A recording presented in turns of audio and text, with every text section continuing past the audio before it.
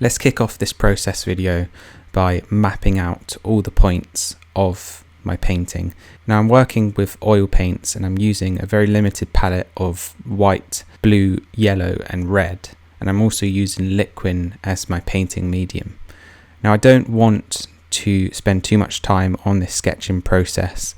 I'm not using a pencil, I'm just simply mapping out what I'm going to be painting. Now it's okay if I don't get it right the first time, I can always change that, and that's one thing that is so awesome about oil paints, and I'm really starting to learn how forgiving they actually are. Over the years I've definitely been a bit too rigid with my painting process, meaning that I have planned out every part of the painting beforehand and I've penciled in everything before I start painting, and I've realised that that type of process can be good for certain paintings, especially bigger paintings where you want to map out everything. But for these small studies you don't need to use a pencil to map out anything. You can kind of go along with your paint and figure out certain forms, then you can go in to change them as the painting is progressing. There's something so magical about creating a painting without any pencil sketch.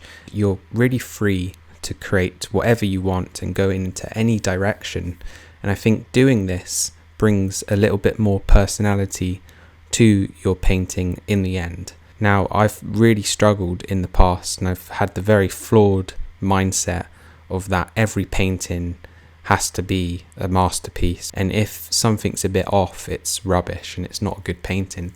But that's a very flawed mindset, and I've been trying to get away from that as much as I can by having the confidence to create something like this, where I know not everything's going to be perfect, but that's kind of the charm of it.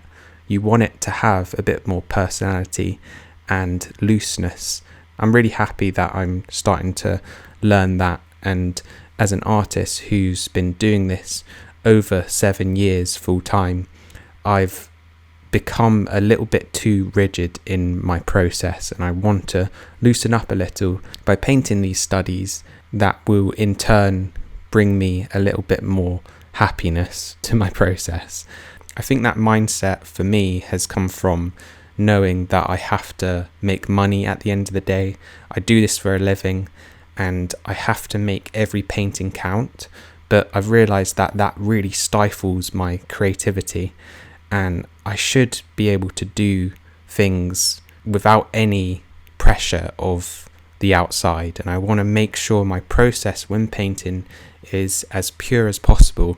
So creating stuff like this is really good for me, even if the end product isn't the best thing I've ever painted. It's okay. I don't need to worry about that. That's a silly way of thinking, and I think if you're struggling as an artist to get that right, and if you're a younger artist especially, don't worry about what you're painting. Just paint.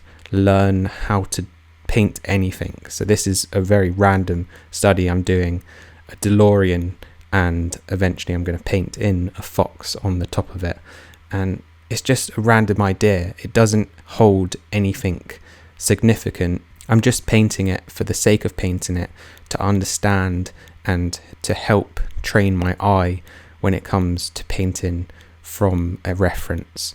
Sometimes I catch myself overthinking certain parts of the process. Once you get into the flow of things, you're not even thinking about those questions that you brought in at the start of the painting process. You're going, and that is exactly what we have to chase as artists. I think we're living in a time where people are struggling to actually pay attention to certain things, and with the fast notion of social media these days, it's quite jarring to get into the mindset of you should just take your time, and no, you shouldn't rush your process. So I feel like if I was an artist starting out, and if you are right now, my best advice to you is to create stuff that you want to see and focus on how much joy it's giving you in the moment, as opposed to what people are going to think of the painting or whatever you're creating. It is more than okay to create whatever you want, and I think people will see that at the end of the day. So I'm really starting to shift my mindset towards that, and it's allowing me to create stuff like this where, yeah, it's okay if certain forms are not right. I thoroughly enjoyed the process. You may have heard that some oil painters tend to liken their process to sculpting, and in this part of the process I actually am trying to get into the mindset of sculpting, where I'm trying to figure out certain parts of the fox where the light is hitting and where the shadow is falling.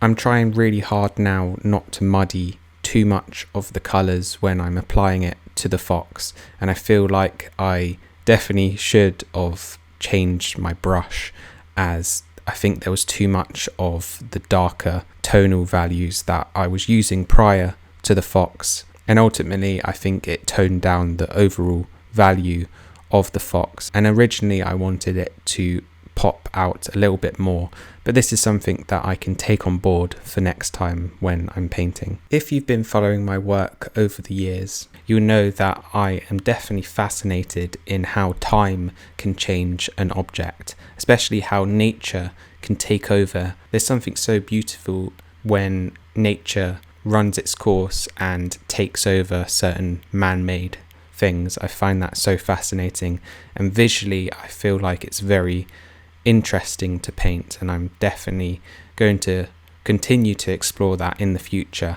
As you can see, the DeLorean has been sitting there for quite some time, and there's foliage running in and throughout it, and I find that just so cool, and I'm really happy with this part in the process.